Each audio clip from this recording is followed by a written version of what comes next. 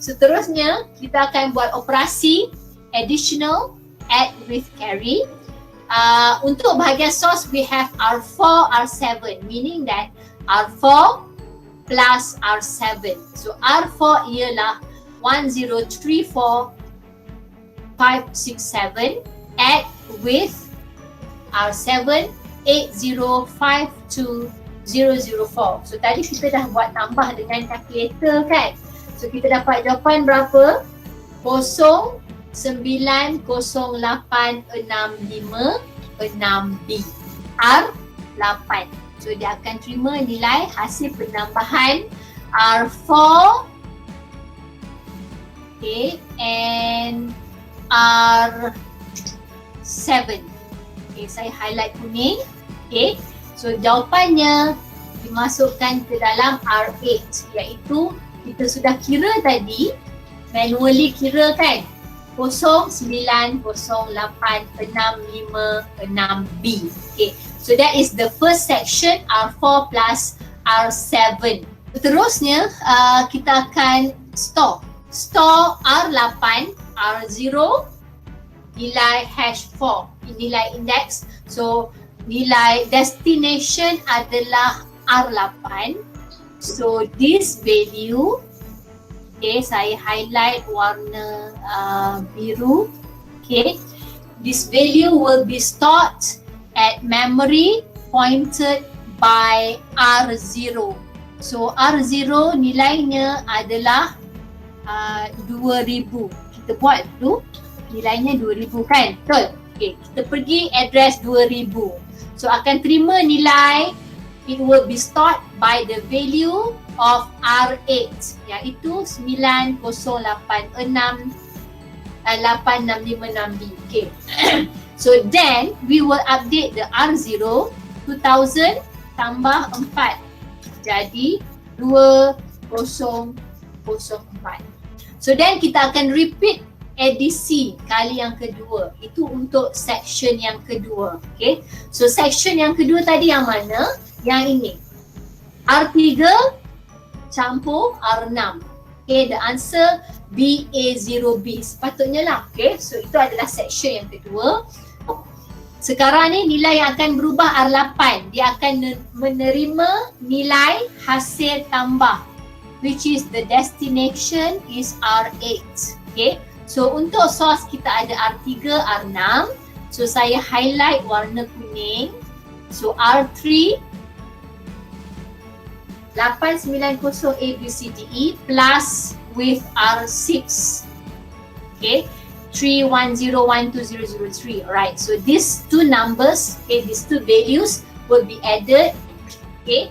So that's the value, the results BA0BDCE1. Iaitu hasil penambahan R3 yang highlight kuning dengan R6. Okay, so then we will store the value, store R8, the destination adalah R8. So nilai R8 akan dimasukkan ke dalam memory pointed by R0. Okay, so R0 nilainya 2004. Value R8 tadi kita akan masukkan ke dalam address 2004 iaitu hexa BA0BDCE1. Okay, option yang ketiga, last kali, iaitu R2 campur R5. The result is 2733 yang kita sudah kira tadi. Destination iaitu R8. Kita akan buat penambahan R2 dengan R5. Saya akan highlight R2 kuning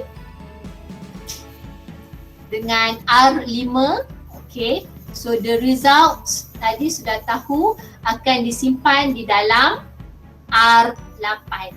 Okay, R0 nilainya tidak berubah, kekal 2004. Okay, so di sini R8 akan terima nilai hasil tambah 27335 ETT. Ini yang kita sudah kira tadi kan. Sekali baru kita ada store yang terakhir. Destination adalah R8. So nilai daripada register R8 will be stored into the source memory located pointed by R0 pada 2008 akan terima nilai register R8 27335 ETT. Okay, then please do not forget to update R0. Tadi saya lupa update kan, so we need to update. So 2008 plus 4200C. Okay, sekarang kita lihat hasilnya. Okay, so now kita lihat hasilnya, apa yang kita sudah berjaya dapat. Memory from location 2000.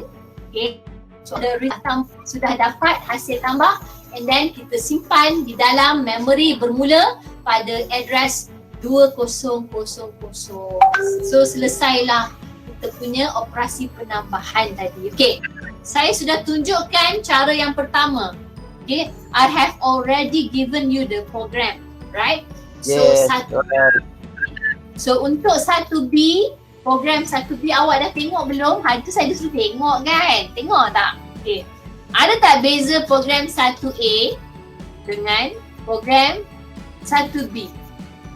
Ada beza tak? Ada. Saya dah highlight dekat apa perbezaannya kan. Okay, tetapi walaupun program berbeza, menghasilkan operasi yang sama, the same operation. Okay, so satu lagi kita ada 1C. Okay, so untuk apa-apa soalan yang ada dekat sini, that is your evaluation. Awak perlu nilai sendiri, you need to observe yourself. So itu saya tak discuss lah dalam kelas kita.